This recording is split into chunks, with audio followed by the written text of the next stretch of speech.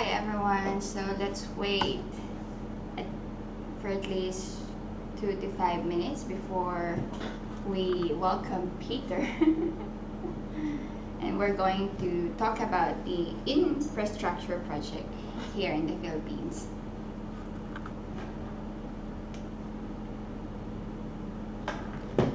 Hi Jim.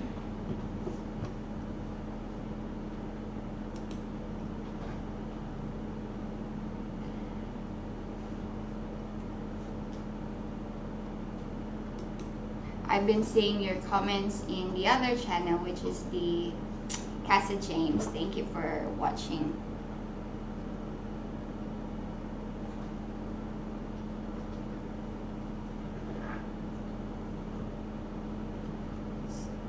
So how many people are watching right now? Let's see.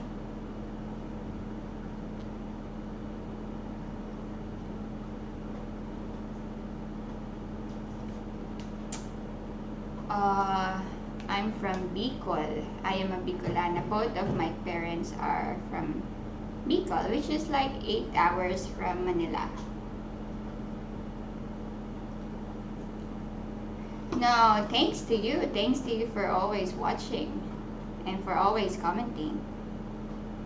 Hi, Jollibee. Hi, Miss Imelda.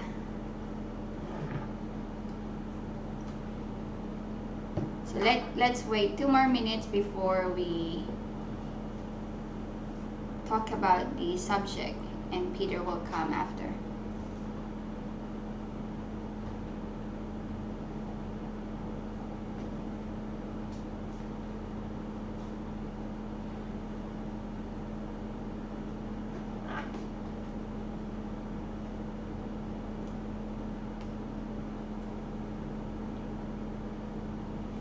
There's, I think there's, how many people right now? So there's 12. I can see 12 people watching. 13.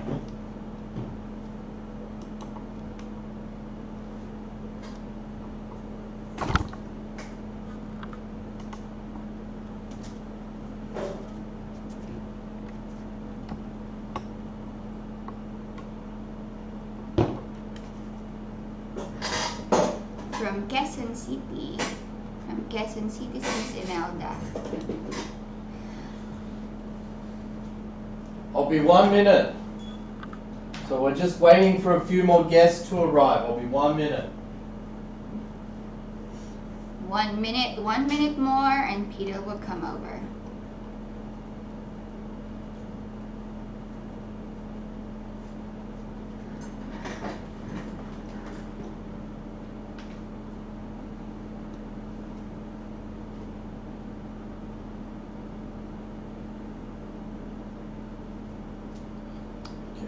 Go. Swap seats. Come. Let's welcome Peter James. Wow, that seat's high. All right, let me just get comfortable here, and we're going to talk about today's subject.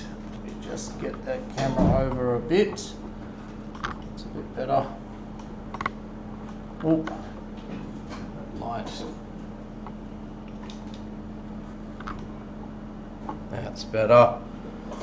Alrighty, so today's subject, we're talking about Build, the Philippines Infrastructure Project, and what's known as the golden age of infrastructure here in the Philippines. And this is why a lot of Filipinos adore and love our President Duterte and the government, what they're doing, because of these wonderful infrastructure projects that are happening, and many people would say are long overdue. A project that was long overdue was the Peng Lao Bohol Airport, whereby it took many more years than what was expected, and the cost soared. So this is the issue in the Philippines. We're a third world developing nation to a second world. We're getting closer to being more so a second world nation now here in the Philippines. And lots of promise, lots of promise. Now, what led me to do today's live stream is two things. The very first thing is actually President Duterte and Manila, Barangay have actually done recently like this beach, this sandy beach, okay? And someone's trying to call me right now. I'm just going to have to hang that up. Bear with me, sorry. Had to hang up that phone call. And I've got my phone here for questions as well, so sometimes I might need to look down. But anyway, what happened is in Manila Bay recently, the local barangay, the mayor, and the government, the federal government's actually got together to build this new infrastructure, this reclamation project where they pumped all of this sand. They pumped a lot of sand actually into the harbour there at Manila Bay, and apparently they're actually going to go through a process of cleaning that water so it gets really nice and clean. And who knows, it might even get to the stage that people can actually swim, or at least dip their feet in the water there, because it's been known as being a bit unclean and trashy in the past, and definitely needed some repairs there. Oh, Arianne's just brought me my coffee. So the second thing is another article which is just phenomenal. It's absolutely phenomenal. Now, my friend who's a real estate agent just recently said that actually in the Philippines, and in particular Metro Manila, actually property prices are still increasing, even during this time, during COVID-19 times. And look, there was I think it's by Philstar, an article that was just released within the last 24 hours, and that article was saying that actually Q2 in the Philippines, all segments of real estate assets have actually increased. Get this, by Q2, prices have increased 27.1% for the Philippines. Now that includes NCR, Metro Manila, and the outskirts, other places like Angeles City. It could include, Bohol, Cebu, etc. Actually leading the pack is Metro Manila, with growth just full on. I mean, it's just crazy, like 30+%, whether it be a house, whether it be apartment.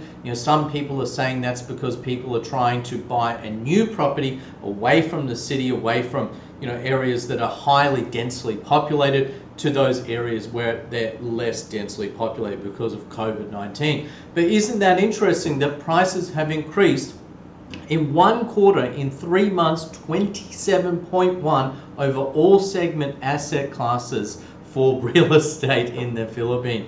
It shows you, property is still undervalued in the Philippines, and it will continue rising for a very long time to come. So anyway, it was that article, and also, the news of this new Manila Bay Beach. Let's go swimming. I'd love to go swimming. Dreaming of Boracay at the moment, and that's some news. Actually, Boracay is being reopened, and they're going to reopen Boracay for tourism, and that includes people under 21 and over 60. So anyway, that's a brief introduction. Let's talk about the topic at hand, and I'm not going to be looking at my phone just yet. Okay, not going to be reading the comments just yet. I will read them later, because I want to go through and talk about build, the golden age of infrastructure here in the Philippines. So let's talk about that, and let's talk about specific projects in the Philippines. So mainly the projects I'm going to be looking at is the ones that appeal to myself and are in my local area. Now, as I have business and work in Metro Manila, I've been following closely Metro Manila's projects, as well as Clark and the Subic area. So they're the main areas of focus we're going to talk about today, being Central Luzon. Okay, so the first one I want to talk about is Clark International Airport. So phase 1 of Clark International Airport and Terminal 2 was due to be completed on the 30th of the 6th, 2020. So it was due to be completed at this time. Obviously, with COVID-19, not a lot of people traveling right now.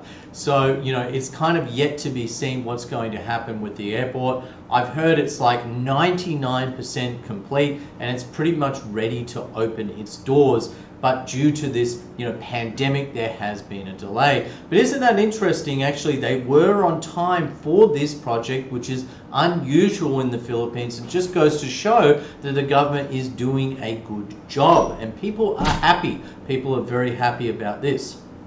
So I think what it comes down to is, you know, in the Philippines, whether it be Filipinos or even foreigners living here, you know, they might have a Filipino wife, for example, you know, everyone is still extremely bullish on the country. So while we can be, you know, very negative about the coronavirus and COVID-19, the truth is people are still very positive in the sense that they think, you know, we'll turn a corner, we'll flatten the curve, and things are just going to go back to normal, you know, in terms of property, infrastructure, growth, and GDP. So the country technically is in recession now, but like I said, despite that, property prices are still increasing, and that just proves my point that people really do believe in the Philippines, and they think Philippines has a long way to grow. So that's definitely something I believe, and I've been saying for a long time now. Okay, so Clark International Airport is very exciting. Another project that's going to link Clark, Subic Bay, and eventually Manila is the speed train. And I think a lot of people have been wanting to hear about this because there's going to be a speed train, you know, to the airport in Clark.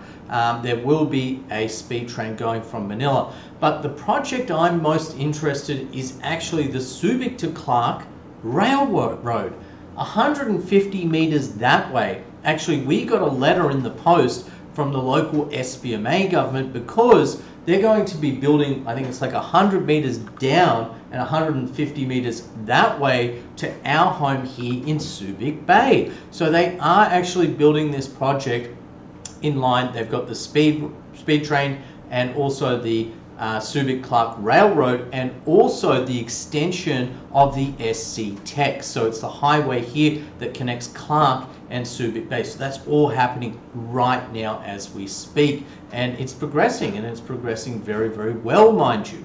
So back to the railroad, my understanding is this project is due for completion on the 31st of October 2022. So that's not too far away. That's only 2 years away where we'll see the Subic to Clark Railroad finished. And I can tell you they're already building just 150 meters that way, and you can see the construction. So it's going to be like, you know, where we are, we're on a mountain, we're on this big mountain, and they're tunneling through, right? They're tunneling through, and they're going to have this railroad.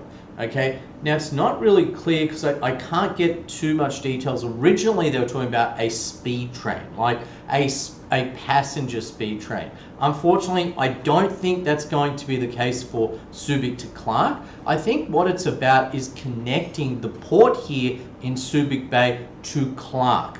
Because obviously, you know, the port in Manila is very congested. There's a lot of importation going into that port there. And here, you know, in Subic, you know, we've got lots of space. We've got lots of room for importation. So that railroad will be more so a freight train, is my understanding. And it will load like things like building materials and things to, you know, develop places like Subic Bay and Clark Pampanga. And then the train will come, you know, and deliver those goods to places like Clark so they can continue building.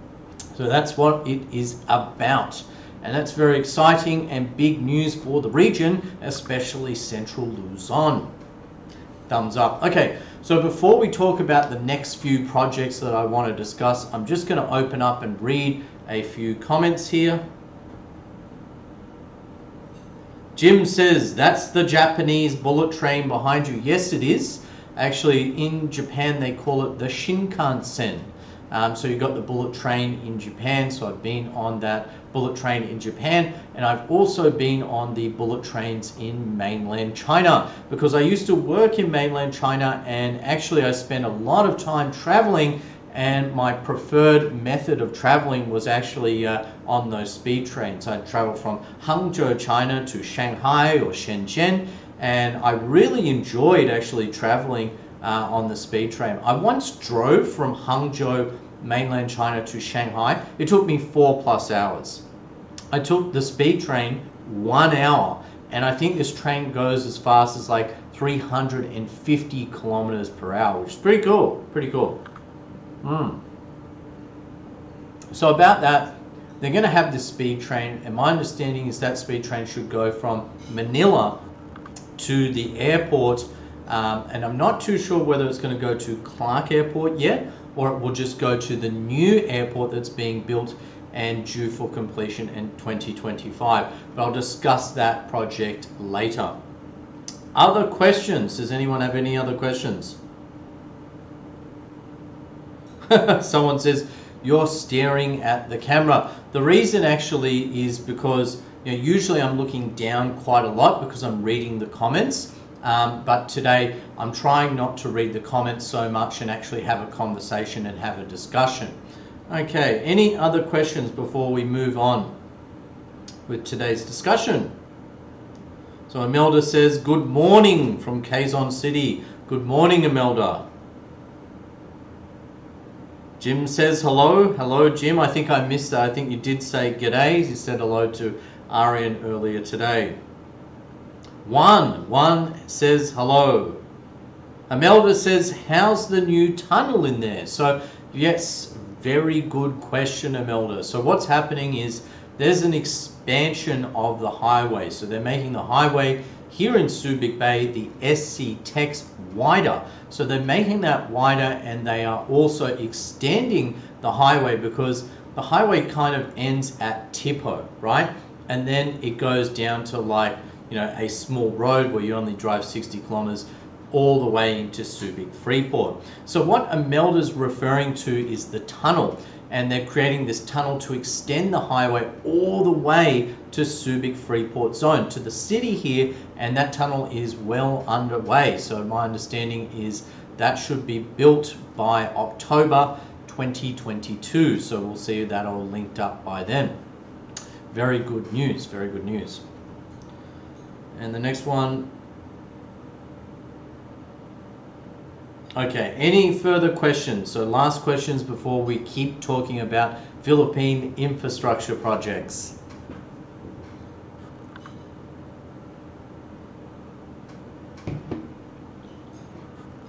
So what projects, maybe talk about, maybe you want to comment about your region. Maybe you're from Bohol, or maybe you're from Bicol and you know something I don't because you're in that local region and you want to bring up or raise and discuss other projects, because I know there's a heap of projects being discussed and being built, literally trillions and trillions of peso being borrowed from overseas to actually implement these infrastructure projects, which I think is good news.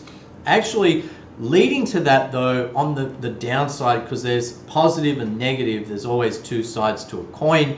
Actually, there was an article that I did read very recently that was saying that Filipinos need to expect to be paying more taxes. Yes, this is the golden age of infrastructure, but yes, this does come at a price. There's a cost to that. There's a cost to borrowing money, and when you borrow money, you have to pay it back. So actually this article was saying that ultimately Filipinos will be paying more taxes for two reasons. One is the infrastructure and the money that's being borrowed for that, but also the money that's being borrowed for COVID-19 and generally speaking, this pandemic, which has cost the government a lot of money.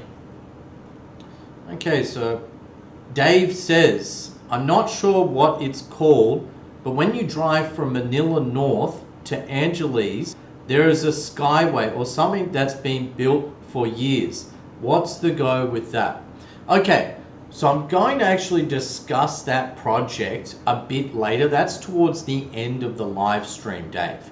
But I will be discussing that project. So you're aware, that project will actually link the SLEX and the NLEX. And what's happened, it's been frustrating for some people because when you travel from Subic, for example, into Manila and peak hour, and this is why I go down there at like 1 and 2 a.m., there's been this development of, yes, a skyway. It's like 2 or 3 stories high, this highway that will link those two. And I'll talk about that more a bit later. Yes, very exciting stuff, very exciting. Manila is growing. Manila is growing. So Magoo says you should return to Pattaya. So I would love to go to Pattaya, but unfortunately I'm stuck here for quite some time, I think. I think Thailand is going to be some time before Thailand reopens. Who knows? Before the country reopens fully and I can get back to Pattaya, it might be 6 or 12 months, I'm not sure. Okay, so let's just talk about Metro Manila. Let's keep going on the projects. We might skip ahead a little bit because we were talking about the SLEX and the NLEX. So I will actually skip ahead. So what's happened is there's a project. There's 2 main highways, one going north and one going south from Metro Manila. One is the NLEX, right? And the other one is the SLEX, which connects like Alabang and Cavite and Laguna, all the provinces down there, to the Metro Manila, the Mega Manila, pardon me, right? Whereas the NLEX, what that connects is Pampanga, Subic Bay, Tarlac, etc. Now, for a long time, what we've had to do is we've had to drive all the way down, and to cut through to Manila, we have one road, one highway. And actually it is a highway, it's called the Edsa.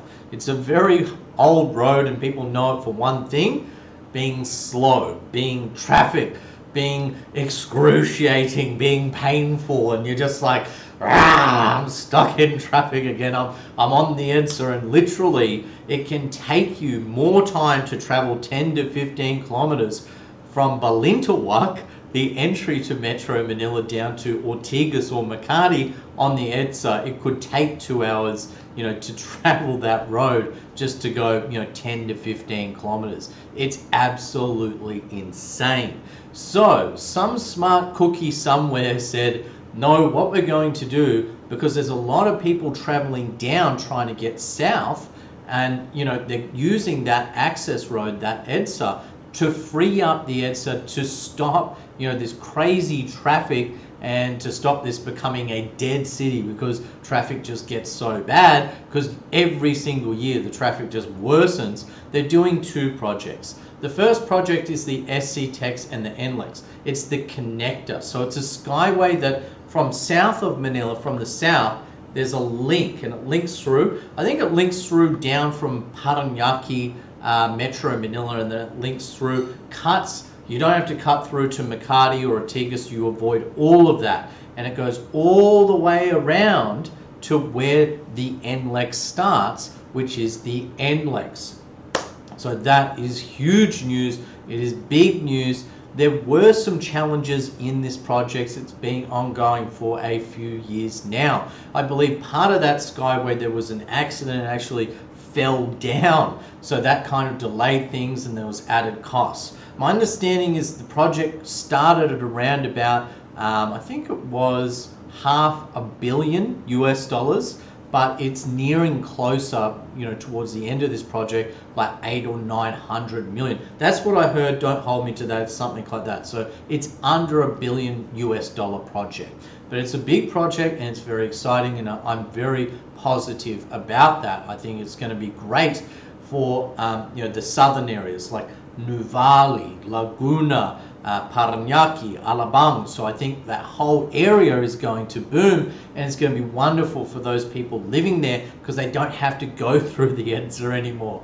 All you do is you connect up, you can get to Subic, you can get to Angeles, and it's going to be good for those places as well because people will want to travel up north more from down south because there's a lot of people down south. So that's big news. That's huge news. The other news, when it comes to Metro Manila, the other really big thing is the metro, is the subway, which they're spending an absolute mammoth amount. This subway is going to be built along the Edsa, along that road, and we're going to actually have a subway. At the moment, we've got the Skyway, but it's a bit slow. It's slow, it's old, it's congested, and you can line up for ages. So, you know, we're going to have a new subway system in the first line. I think it goes all the way up past Quezon City and down, and eventually it should connect, you know, both the south and north the same way that the connector for the SC Tex and the SLEX. Okay, so that's going to connect everything up and just make things a whole lot easier for people to live in Metro Manila. Not just live in Metro Manila, but commute. Because Metro Manila is becoming so expensive, and I've worked in the BPO industry for over 10 years now, I can tell you most of the staff don't live locally. They have to travel at least 1 or 2 hours every day to work on public transport. Most people don't have cars, and you wouldn't want to have a car because, you know, finding a park nowadays is not only hard, but it's expensive to park in, you know, Makati or Ortigas. It could be more expensive to park there for a day than what you would actually earn as a local here in the Philippines. So obviously they're trying to improve things, you know, just to make the city more livable and accessible, which is really good news. All right, so let's see, any further questions? Florida to the Philippines. How you going, buddy? Yep. Hey, mates. Doing well, doing well. I've been really healthy. I've been getting a late night's sleep. I lie there, actually, because I have been healthy. I've been doing a lot of, you know, walking, playing some squash. I've been really good. But the last 2 weeks, I felt ill. I felt sick. I had like a head cold. I had a runny nose. I had a sore throat, and I was starting to worry, and I haven't really been out much in the last 2 weeks. And I slowed down on the videos because, you know, I was like, oh man, I feel sick and I'm scared about this COVID-19. Did I have COVID? No, I do not have COVID. Actually, Arianne worked it out a few years ago. I kind of got sick with like an allergy, and she went back to the same doctor who got me a script, and I only got the medicine just yesterday, and I feel amazing. I feel 10 times better than I did the other day. That's for sure. I feel much, much better. Before I had a sore throat and everything, but I'm, you know, feeling a lot better today, as you can see. So this video, you know, today is about Philippine infrastructure, build. Duterte and the government's build program, which, you know, people are really excited about, and that's what we're talking about today. Any further questions? Just going to take a quick break to answer some questions in between the projects that we discuss here today.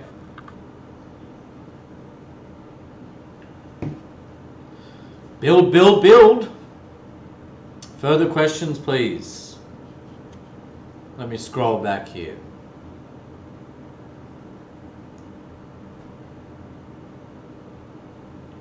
Jim says, you're always telling me how lucky I am to have Arianne. Don't tell her that, mate. Don't tell her that. You know, it's the old saying, treat them mean, keep them keen. So I love Arianne very, very much, actually. I do really love her a lot. But if you know me personally, I try to act like I don't. Right? So treat him mean, keep him keen. Gaza, mate, how you doing? Gaza has a question. Gaza says, what country do you think will first open up to tourism, Philippines or Thailand? Well, Gaza, I would love to be able to say that tourism will open up here in the Philippines first, and there is some light at the end of the tunnel, because actually what's happening is they're talking about opening Boracay. Much like Thailand is talking about opening Phuket, actually we're talking here in the Philippines about opening Boracay. So it is possible that Boracay will open by December 2020. So you do need a COVID check. You need the rapid test before flying, is my understanding. Is apparently, as you know, as long as you have that, it'll be fine. They're going to, you know, open up and test this first domestically, and that's going to start on the 1st of October. right? Which is not far away at all. It's only a few days away. So they're going to open up domestically, even for those above 60 and under 21, which is big news. It's really good news. And you can see I'm starting to feel a lot better and be a lot more positive about things reopening up here in the Philippines. I think they've chosen Boracay because there's a separate airport, people can fly into there directly, and they can really closely monitor who goes in and out of Boracay due to being an island, and use that as a bit of a trial. And if things go well, I have absolutely no doubt whatsoever that the government, the Philippine government, will start to reopen the rest of the country also for tourism. Obviously, a lot of businesses are hurting badly and they need tourists back in the door.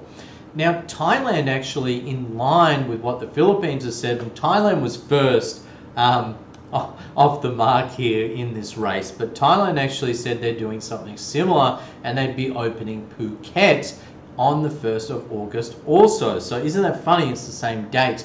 So you can actually go to Phuket. But actually, if you see the requirements, and there's a long list of requirements: insurance, money down, assurities, quarantines, you still need the 14-day quarantines, all of this stuff in Thailand. At first it looked like Thailand was going to be the first to open up, also because they fared just so well in the face of this worldwide pandemic being COVID-19.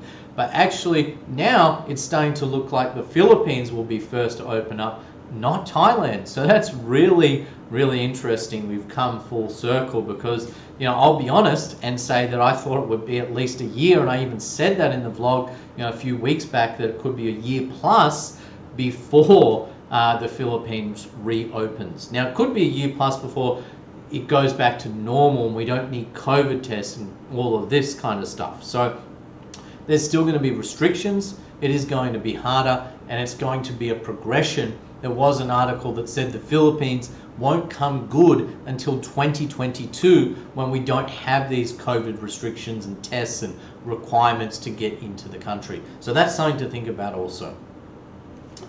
All right, so further questions.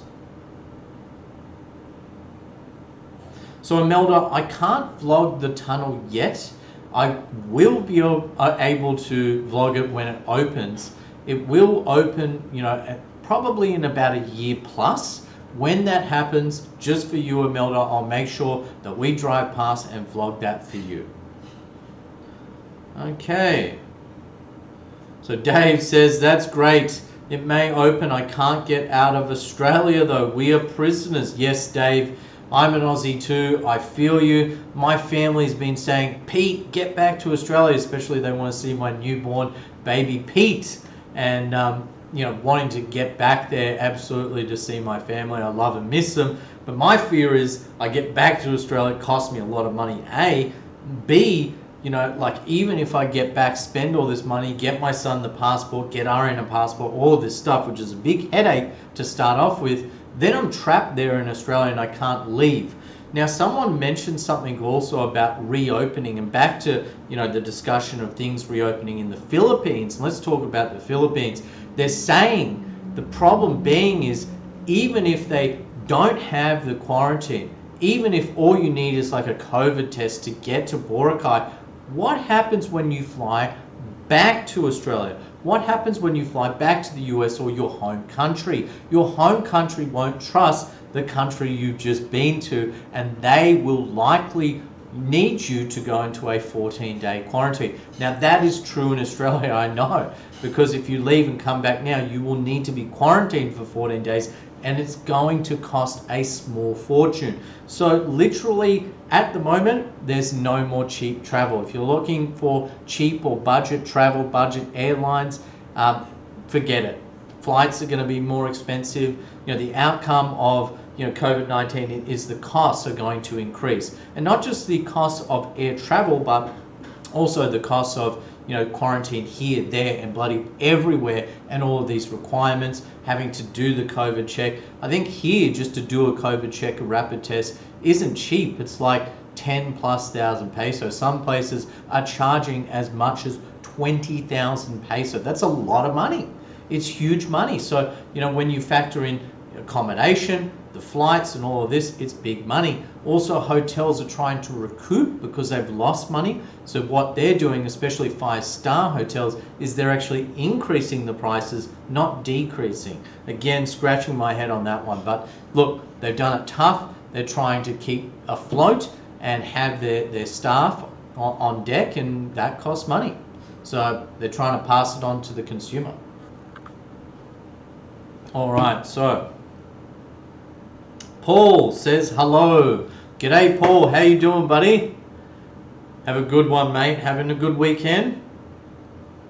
All right, so we're going to keep going. We're going to keep talking about the infrastructure projects. Let's talk about that. So the big one, the huge project, the mega project, the biggest news yet. Now, the government has been talking about this for years because, Manila Airport is one of the most congested airports in the world, okay? Literally, it would frustrate the absolute heck out of me because why? You would have traffic. Before you even get into Manila, and we all know how bad traffic is in Metro Manila, but before you even get in, a lot of the time when you'd fly in, if you fly in at peak hour time, actually your plane would be stuck in traffic. So it's not unusual to have to circle for half an hour, maybe 45 minutes. I've circled for as much as an hour in the sky in Manila because you're in a queue to come down and land. It's full on, and that's just normal and has been for a long time in Metro Manila. Now, I've never had that problem at Clark Airport. I've not had that issue at Cebu Airport. I have had that problem in Manila, okay? So, the new project is the new airport. Now, originally they were thinking about expanding the existing airport, but that was all too hard because there's no land left, and land in Metro Manila is extremely expensive. The price per square meter is just unbelievable. It's even more expensive than some cities in Australia like Sydney or Melbourne. That's reality. So the decision had been to actually open a new airport, the biggest, the baddest airport in all of Asia. So that's going to happen north of Manila in Bulacan. So actually that is scheduled to open in 2026. So it's quite some time away. It's going to take 6 years. But it's a massive project, and this will really be President Duterte's legacy. When this opens, that will be his legacy. I remember seeing some plans for this airport. It did remind me very much of the new airport in Beijing, China. And the Beijing, China airport took a long time to build. I think it was almost 10 years. It was a massive project, a massive airport. I believe at the moment that's probably the biggest airport in Asia. So what I've heard, and I can't confirm this, but I've actually heard that our new Metro Manila Bulacan Airport will be the biggest airport and have the most passengers come through in all of Asia. It's going to cost $10 billion US, and it's expected to be completed in 2026. So that's really, really exciting because we've got the old airport. We're going to have the Bulacan, the new airport, the mega Metro Manila Airport, and we will also have Clark Airport, and there's even talk of Subic International Airport reopening here too. So that means we're going to be spoiled for choices, and that long term, yes, prices of airfares and things and travel sucks right now, but we need to remain positive because in the next 5-6 years, when all of this stuff is done, travel should be dirt cheap, and we should have heaps of options with different airlines and different airports. The other thing, I believe Bataan Airport has actually won numerous awards. So they've won numerous awards in Bataan, and that was recently completed in the last year or so. And that's a beautiful airport, very nice airport. The other airport to mention is Peng Lao Airport that took longer than expected, but thanks to the government, actually they speeded that up, and it's another very, very nice airport where you can fly in directly. Boracay Airport, the airport there was expanded, so it can now have international. It used to be just a domestic airport, but now international planes from mainland China, from Xiamen or Beijing, or Seoul in Korea, or Japan can fly in directly to Boracay. There's also news that Dumaguete is another project on the build project agenda. Dumaguete will get an international airport too. Not too sure about that one, as I don't live in the area in Duma, but I did hear that from another vlogger. So that's cool too. So airports, and more airports. It's really good news. I'm extremely excited about the Bulacan one. I think that's huge. Not just Bulacan, but like I said earlier, the new Terminal 2 at Clark, when it finally opens after this COVID and this nightmare ends, that's going to be exciting as well. So yeah, definitely that north side and the south side is going to grow because of the connecting road. All of these projects are kind of interdependent of each other and interlinked. So I can see the region as a whole, being Central Luzon, is going to be the #1 for growth in property. And that, honestly, we've already proven that, because like I said earlier today in the first half of this vlog, Q2 2020, actually all segments of property classes, whether it be a house, a condo, a townhouse, or land, whatever it is, on average has increased in the Philippines. Q2 2020, 27.1%. Yes, we've gone into recession. Yes, we've had COVID-19. But despite all that, property increased 27%. It's absurd. It is just mind-boggling. The experts expected property to come back 20%, down 20%, but it's gone up only in 3 months, 27%. Some people are saying, look, maybe this is because people are moving out from inner city suburbs and they're buying, a small townhouse in less congested, high density areas. That might be possibly why. And COVID-19 could have actually spurred, property growth, not a property down curve, which is what most experts expected to see. So big news. Leading the pack is the NCR. So Metro Manila definitely leading the pack with the biggest growth of over 30% over all segments. Nowadays, honestly, and I tried to tell a friend this and they just didn't believe me, if you want to live in Metro Manila in a house or a townhouse, like for example, like Makati, Ortigas, even Quezon City, some houses are costing as much as 200, 300, 400, 500 million peso. Like we're talking like 5 to 10 million US dollars to own a house in a gated estate in central Manila nowadays. That's a fact. And the reason for that is most people, it's only like the top 1% who can afford to live in those gated estates, like Bel Air, Forbes Park, Corinthians in Ortigas. Okay, and only a few years ago people said to me, oh, Ortigas is kind of so-so. Well, it's not so-so anymore. If you want to live in Valle Verde or Corinthians, you're spending hundreds of millions of peso to live there in a house. That is reality. And what does that tell you? I mean, if you can buy a condo that's 50 square meters in Manila for 5 or 6 million peso versus a big 4-bedroom house for 200 million peso, aren't you better off buying the condo? So yes, Manila, there are still huge opportunities and massive growth. And a big part of that is the population growth. Obviously, the population is growing in the Philippines. We have a limited amount of land here also, okay? But anyway, back to the, infrastructure projects. I just wanted to kind of explain how all of these infrastructure projects and Duterte's build has been affecting property prices upwards, despite COVID-19, which is a big surprise to me and to a lot of people, because we were actually expecting a downturn. So some people undervalued their property and sold their properties low, and I feel bad for those people because actually property has increased in prices, not decreased. Okay, so Paul has a question. So Gaza actually had a good question before we move on to Paul.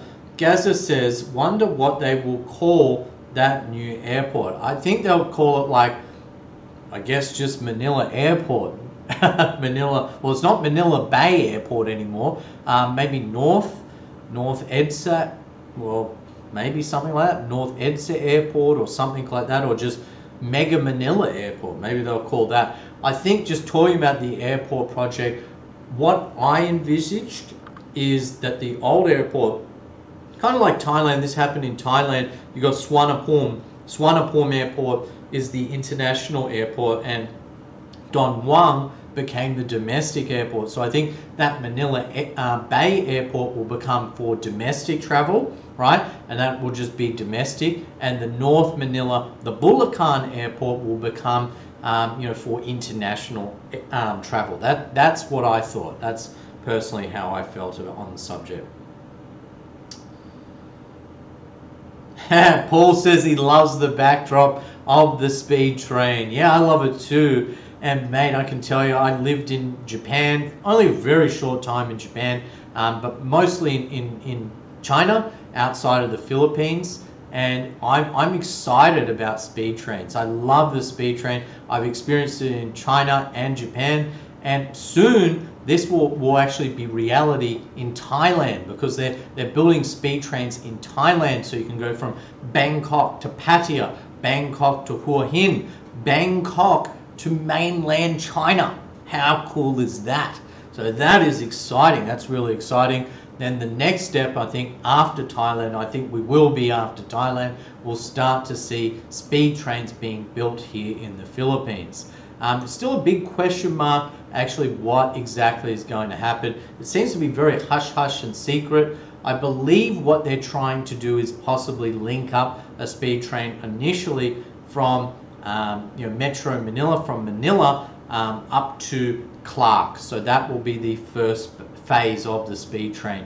There is also a railroad that's going to be completed by 2022. So 2022, and we talked about this earlier, October 2022, which is the Subic to Clark Railroad. It will be completed, but my understanding is that first link is a freight train. So probably what they're going to do is they're going to use that as a freight train first for construction and to build, and then maybe later in the year, this year or maybe next year, we'll hear that that train line will be utilized for also a speed train and link Subic all the way down to Manila. At least that's what we hope.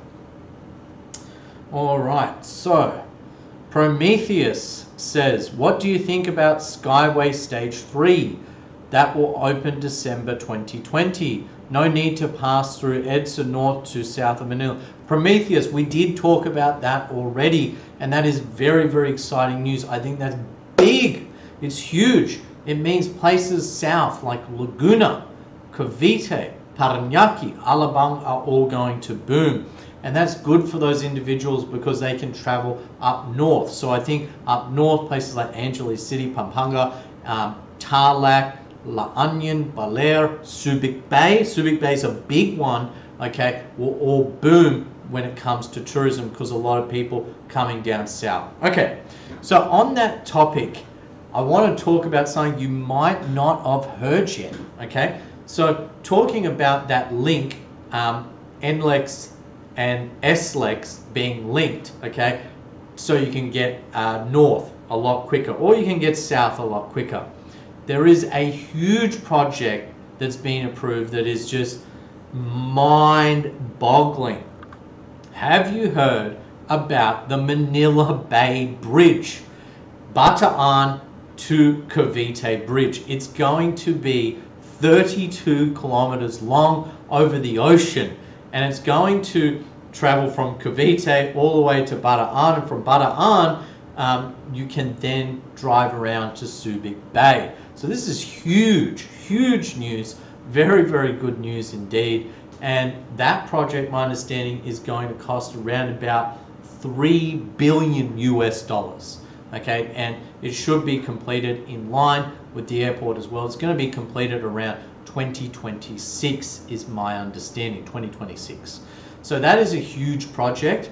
And why it's so big is at the moment, okay, even with COVID and not having a lot of people on the road, from Cavite, if you want to travel to Cavite all the way around like this, because there's water in between, right, it's going to take you 4+ hours.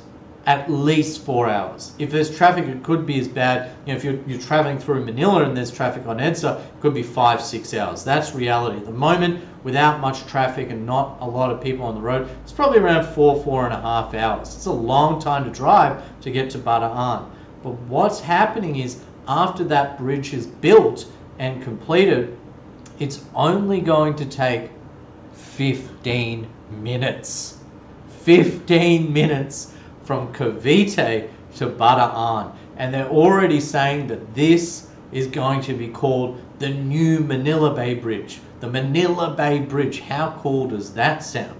And with that, I also want to talk about the reclamation.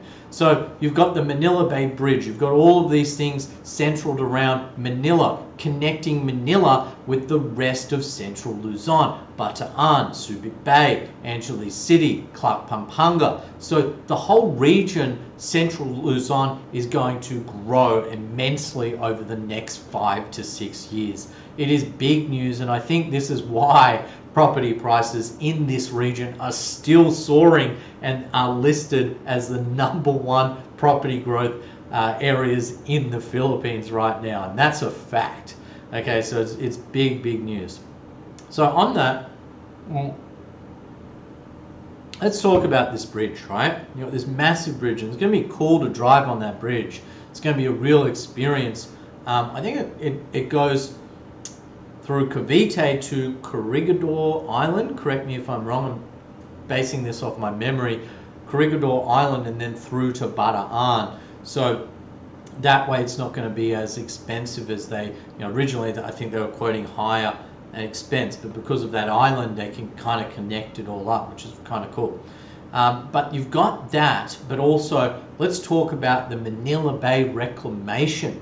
Now there's been reclamation in Manila Bay for a long time. This started with the Marcos era, in the Marcos era, where they actually did a lot of reclamation. A lot of that Manila Bay area, especially like around where the casinos are, the new Manila, the new Macau, right? The new Manila Bay area, Asina City, where all you've got the mega casinos of Carter that cost like $4 billion to build that.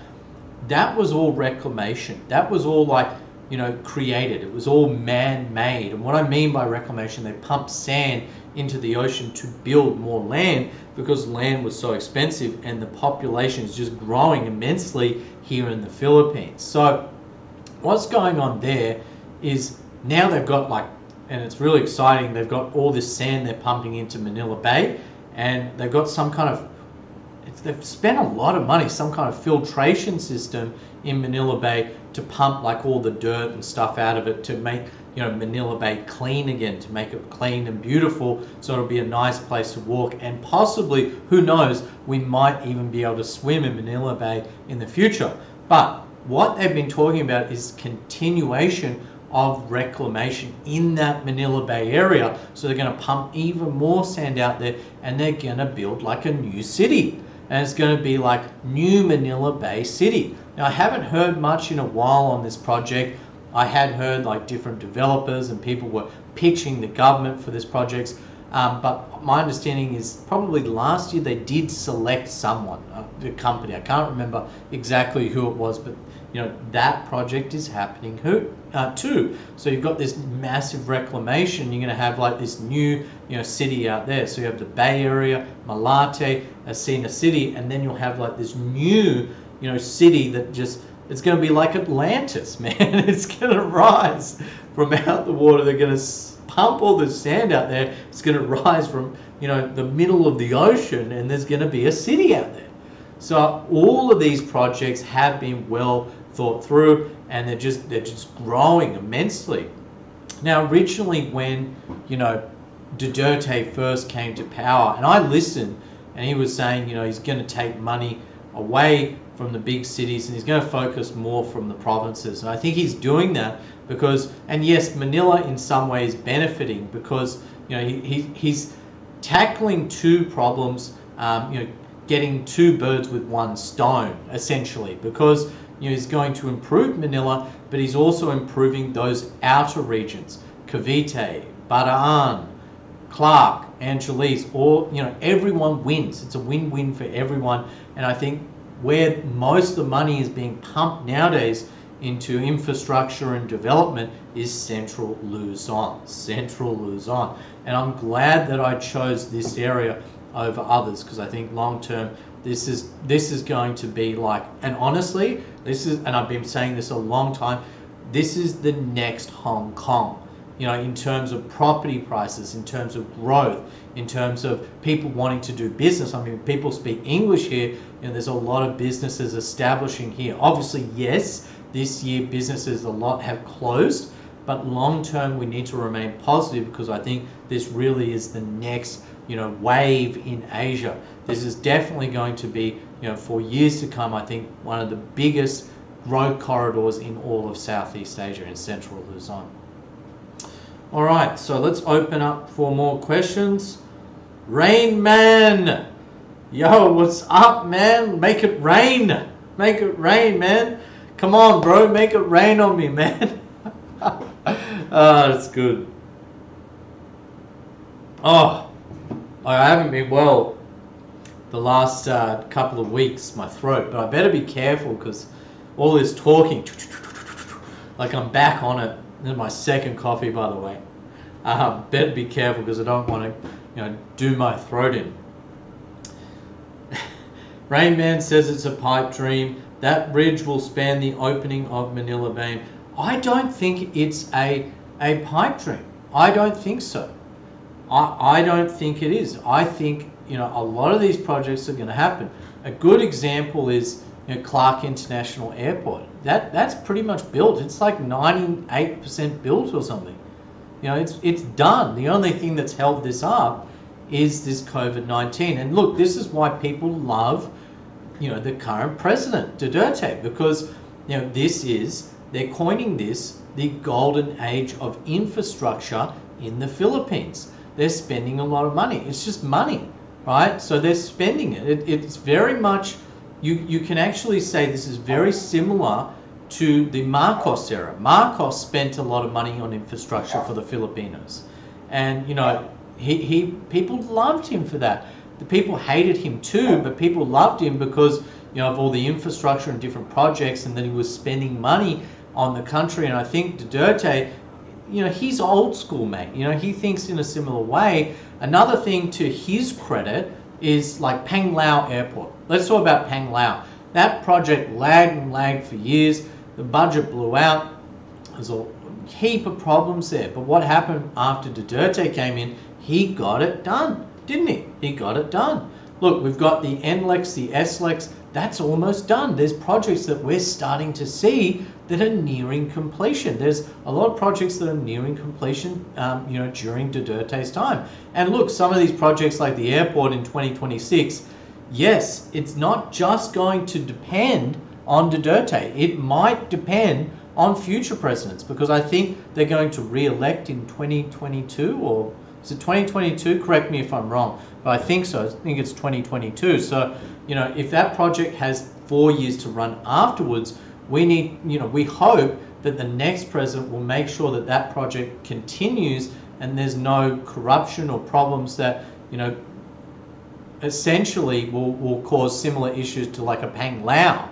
We don't want to see that happening. So people are confident under Duterte that things are moving, and they're, you know, anti-corruption, that, you know, things are good now, and money's not being, you know, misappropriated. It's going to where it needs to go, and projects are getting completed. So that's really good news for the country. Yeah. So I believe it's 32 kilometers, Rainman. 32 kilometers is the Manila Bay Bridge. Paul says, yeah, Subic Bay seems nice. I'm wondering if it would be a good retirement spot, and with that new bridge, that it could open up more growth to the area. Yeah, absolutely. Absolutely. And look, Paul, to be honest, Subic and Angeles City, Clark, Pampanga, this area, this pocket has just gone berserk in the last few years. I'll be honest, I bought my house almost 4 years ago here in Subic Bay. It has doubled. It is more than doubled in value. I could sell this during COVID-19, drop of a hat, boom, I could sell this for more than double of what I paid, just under 4 years ago. And this is a leasehold property, and actually freehold is even more valuable. So yes, comparatively speaking, when you compare Clark Pampanga, Subic Bay, it's still extremely cheap versus Metro Manila. If you want to buy a house in Metro Manila, 100 to 200 million peso, talking minimum, 2 to 3 million US dollars. That's what you're talking about to own a house, because most people live in tiny houses, tiny homes, far out from the city, or small, pokey studio condominiums. Condominiums are starting from they're building condominiums from 15 square meters. Some people have bigger wardrobes than that in the US or Australia. Okay, so long term, in 20, 30 years, you got to think long term, whether it's Subic or Clark, it's only going to be, it's going to go the same way as Metro Manila. It's only going to be the extremely wealthy, the 1% that can live in houses, because they'll start to develop, smaller and smaller and smaller. And with the population growing and the lack of land, that's going to keep going. I compare the Philippines kind of to Japan, because Japan is very similar in a way, in the sense that Tokyo's always been very expensive. Tokyo and Manila, there's a lot of similarity between those two capital cities. There's a lot of similarities, and actually Japan has a problem with negative growth, and the Philippines has this huge problem with positive growth. So that's the difference between the two countries. So I know where I'd invest. Philippines. Just saying. Anyway, yes, he's a go-getter, yes. Dave says, okay, new roads, airports, population growth. What about water? Dams to support these people. Last year I was in Manila and water available. Yes. You know what? Actually, Dave, this is a big problem. Not just water, but utilities in general, because the water bills over the years have been increasing. It means that water becomes more scarce and more expensive. Not just water, Dave, but also electricity. Did you know electricity in the Philippines is more expensive, for electricity here than Australia? Philippines is number one, the most expensive country in Southeast Asia, I think in all of Asia, for electricity. It's expensive.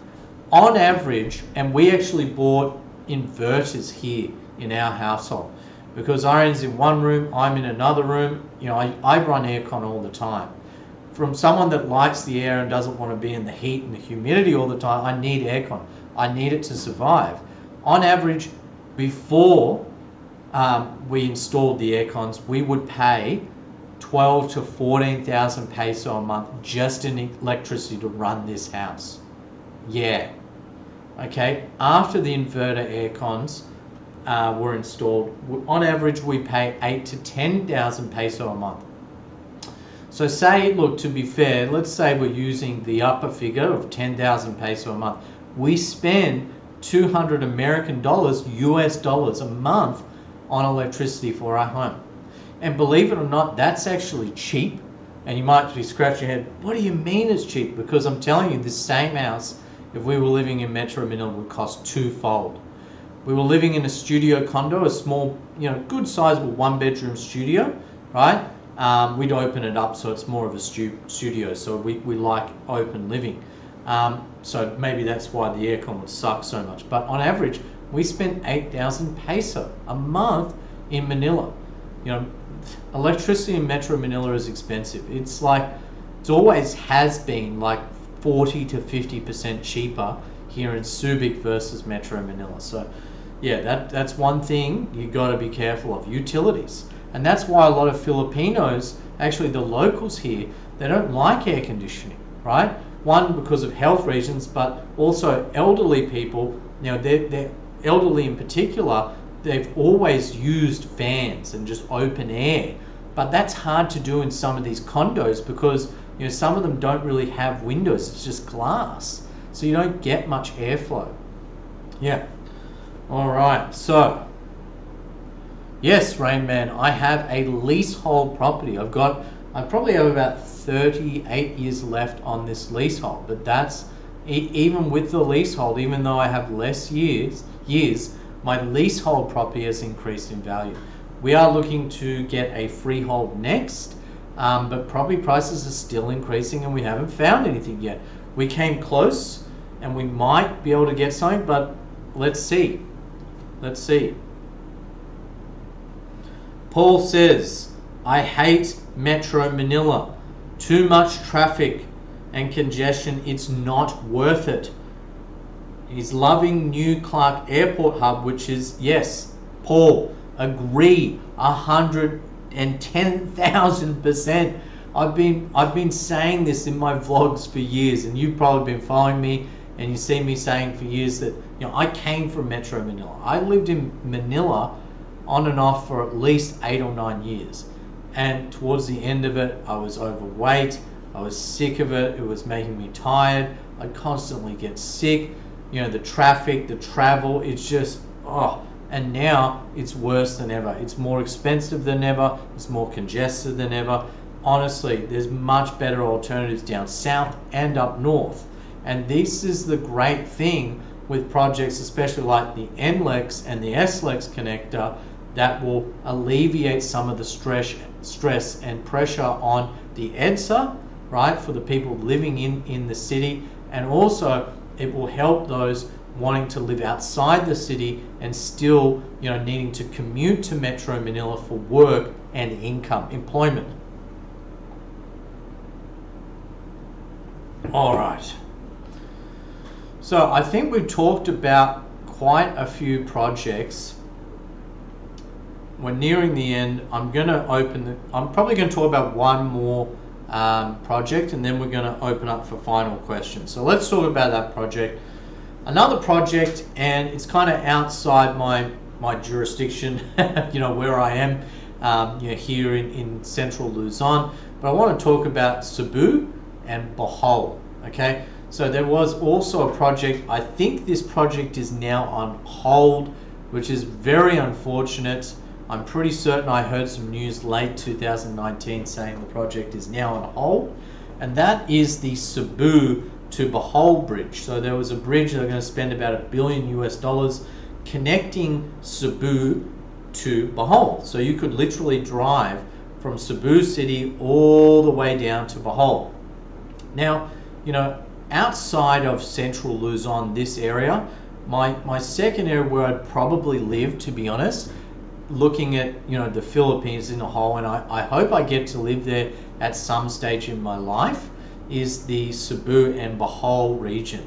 So I think it would be great to connect those two places up, just because, like, look at it. I mean, the beautiful beaches in Bohol, you know, just the beautiful wildlife, you know, the trees, just, you know, being connected to nature, especially if you're living, you know, in Cebu and maybe for a weekend you just want to drive down to Bohol. You might want to go down to Anda Beach, you know, Anda White Sand Beach, and just really enjoy that. I think that it is going to be huge. Unfortunately, I think that project is on hold. If you do have further information and you're from that area, please comment below.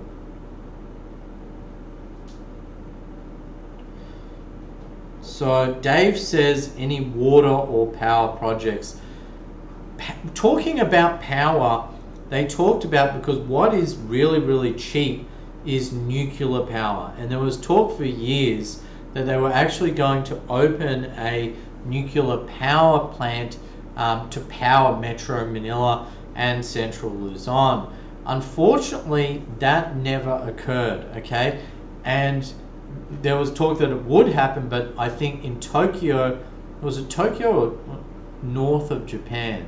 I think it was near Tokyo, there was this nuclear meltdown because there was a tsunami, and, you know, it was devastating, and that happened in Japan. And Philippines kind of saw that, got spooked, and there's a lot of people protesting against using nuclear power. Now, nuclear power is very cheap, and, you know, like, that's why they wanted to do it. But unfortunately, that never occurred, and I can't see that happening. I believe it's in Bataan, and I think it was during the Marcos era, correct me if I'm wrong, but there was a nuclear power station that was built in Bataan, pretty sure it's Bataan, and it was built and never used. Now, I don't know the full details of that. I've heard, about that, but yeah, apparently it just never happened, never got off the ground. I don't know if they just didn't complete the project or people protested and it got blocked in the government, but they're adverse to nuclear power. There has been, talk about clean energy, wind power, solar power, but the problem is it's not really that cheap and it cannot generate enough power, for a mega city like mega Manila. It's just, wind power is just not going to do it, mate. That's the thing. And they have wind power stations and these windmill looking things in a lot of provinces. Like I've seen it in the Malay area, the Aklan Malay, and up north. What's up north? The what's the name of it? Mental blank. It's up near Pangasinan, and I forget. Anyway, yes, it's clean, it's good, but the problem is with the Philippines growing, it just can't power enough. That's the problem. Yes, so Rain Man says that's what it is. Bataan nuclear power plant got completed. It did get completed. I think you can actually take a tour, but never powered due to fears after the Chernobyl meltdown. So it sounds like, and just like Japan in recent years, they saw what happened in other countries and went, oh, that's scary, let's not do that, even though they spent a lot of money building it, Yes, it is Bataan, yes it is. Yeah, I heard that you can actually take tours of that, yeah. So I think we've been going for a while. Last questions, we're going to go for a couple more minutes and then I'm going to close and enjoy my weekend. Oh, my neck is killing me. Last questions, guys.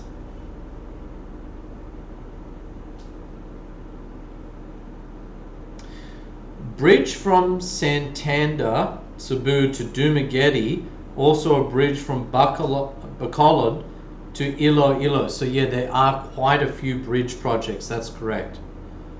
Jerry says, what's your opinion on the white sand beach of Manila Bay?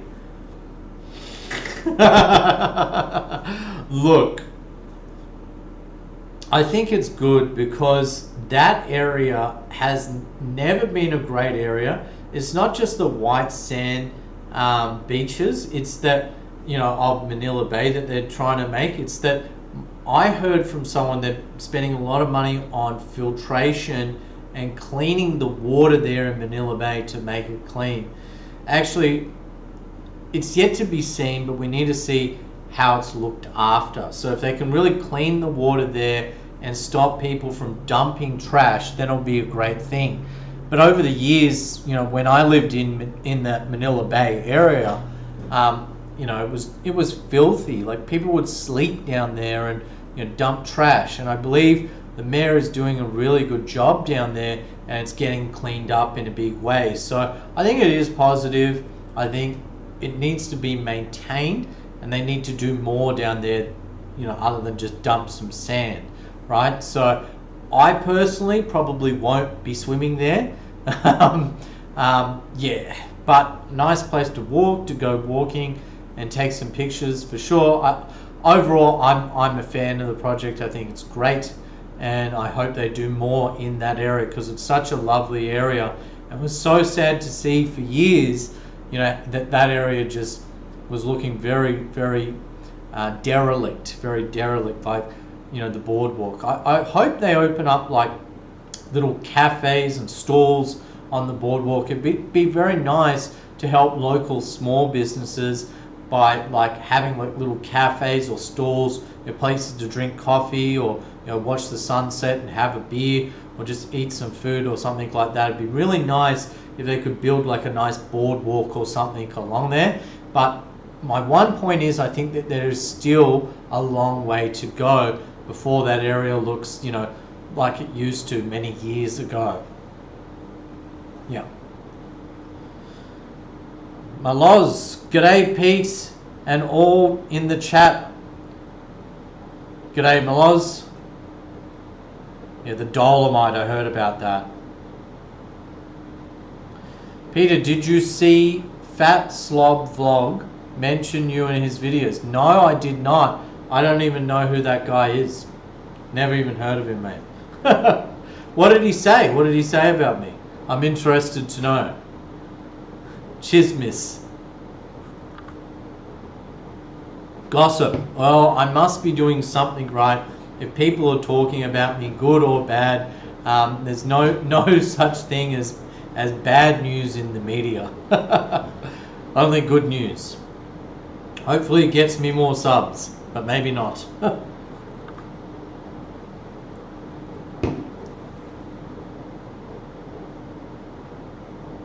Rayman says white sand beach will turn black when typhoon covers it with debris.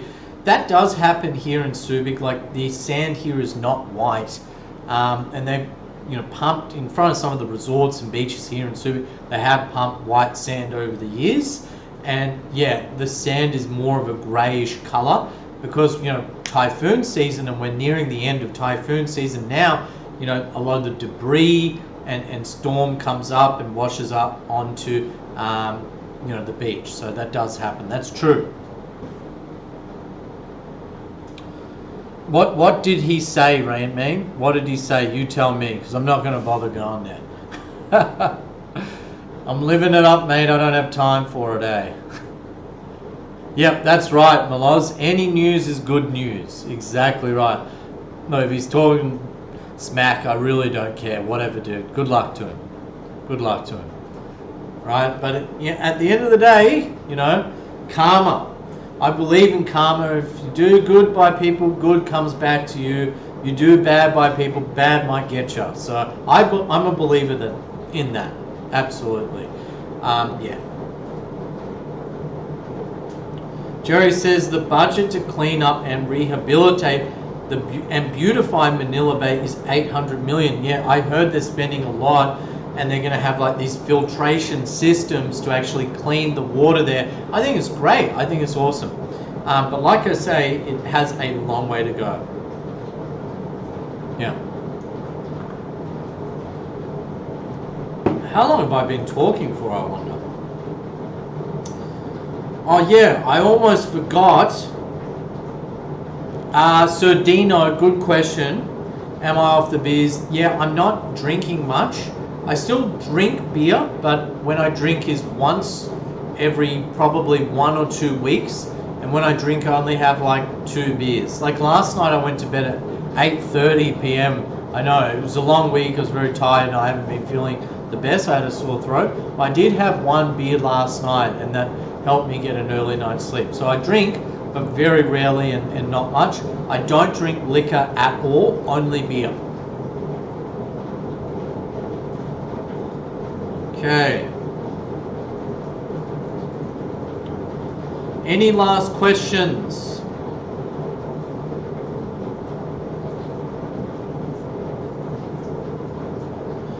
Yeah, thanks, Paul. I appreciate it. Thanks, mate. Really good.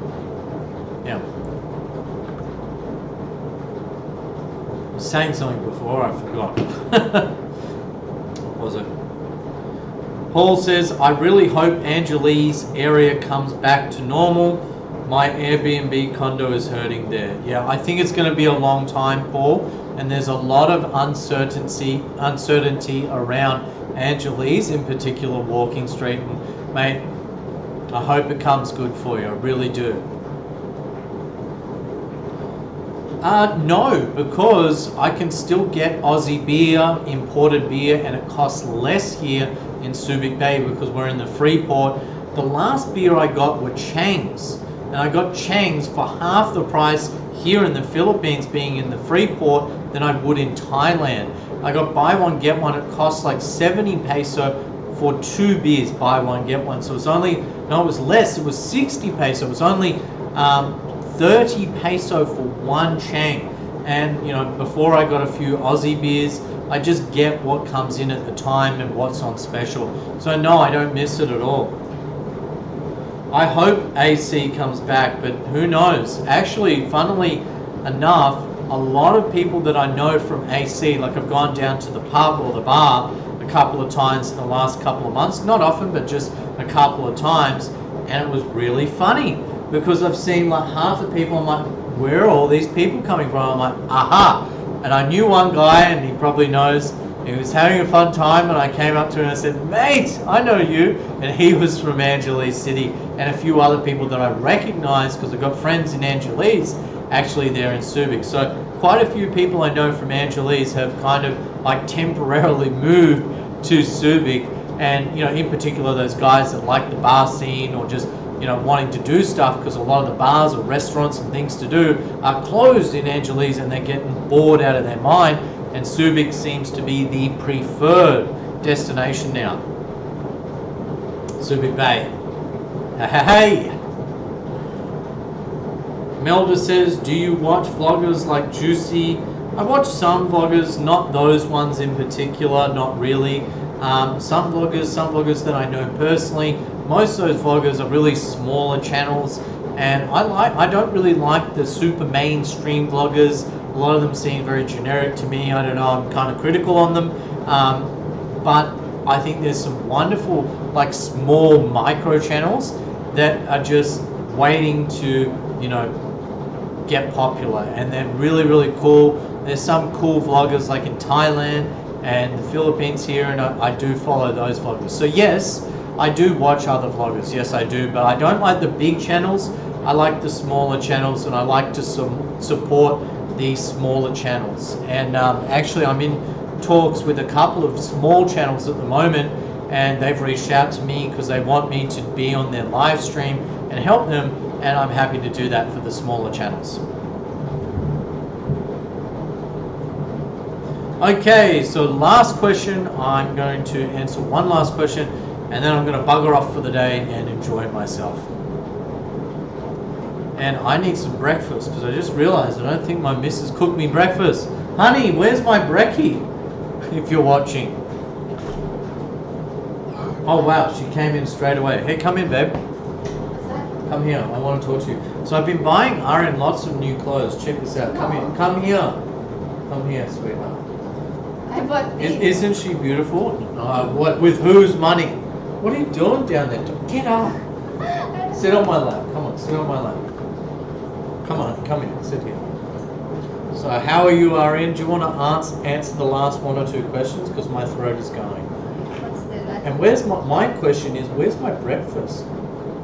You forgot to cook me breakfast. What happened to my breakfast? Guys, she didn't cook me breakfast. You said you don't want to eat breakfast. I never said that. I said I need breakfast before going live. No, you said I will set up the live. And all then lies. Which question? You just don't hear me. No, answer any question. It's up to you. Maybe I should sell my Angeles condo and buy a house in Subic Bay. Maybe we should buy the house in Angeles. No, you said Angeles condo, not house. Sorry, you want a house, not a condo.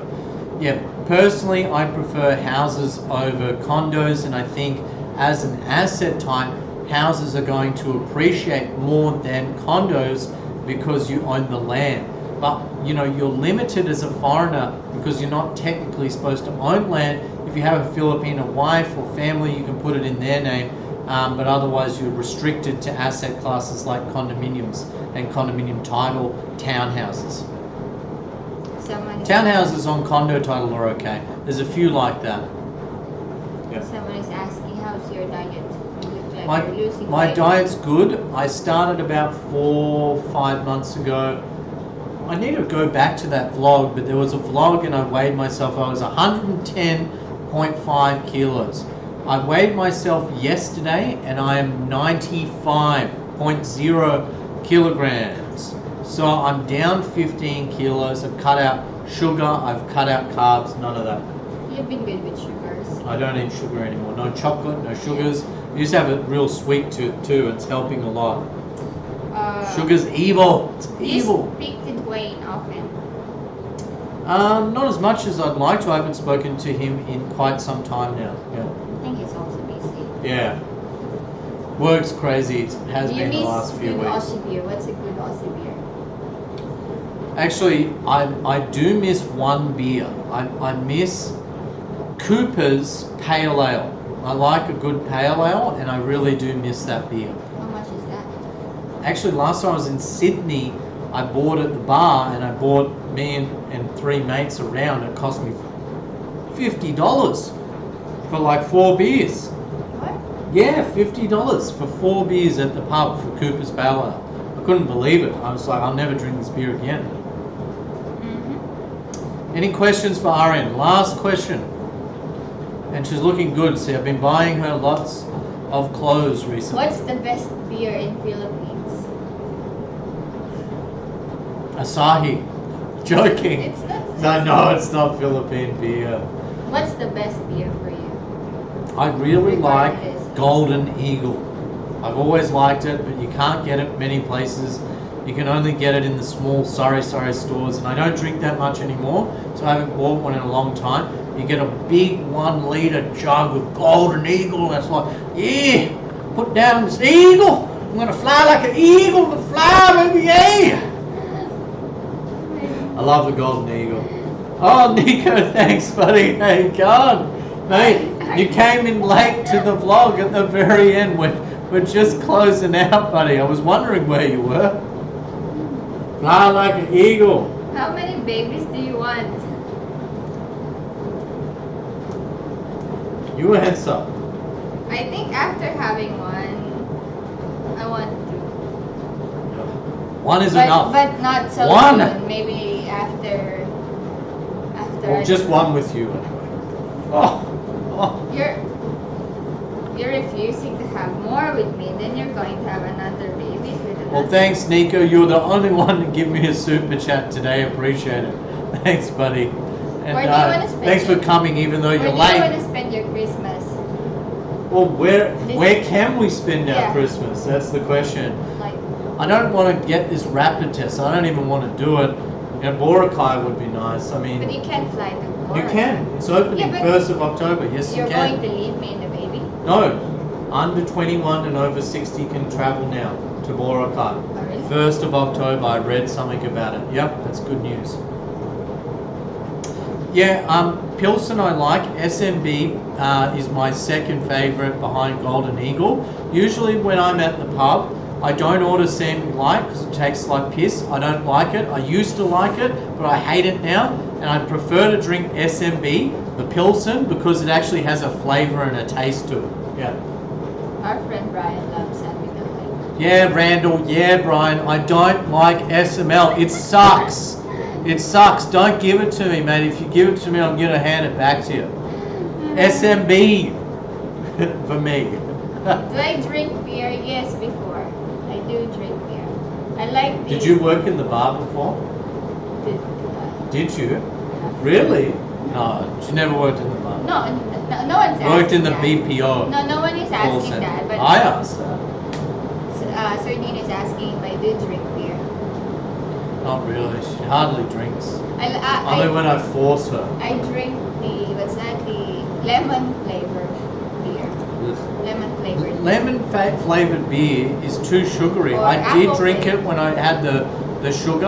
I did like lemon flavor. like it. And lychee. I liked lychee. They have a new lychee flavor, but not anymore. But anyway, we're getting off track. One last question about the Philippines property of Philippines infrastructure. Last question, guys, and then I'm going.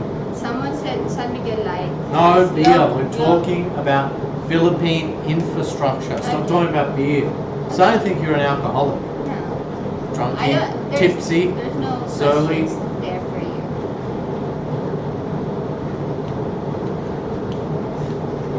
Okay, I don't think there's any further question on Philippine infrastructure and the Bill golden age of infrastructure in the Philippines. So thank you so much for watching. There's been Peter. And Arianne. Very briefly, she needs to talk more.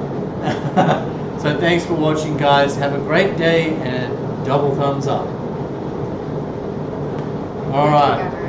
I know there's the camera. Bye-bye.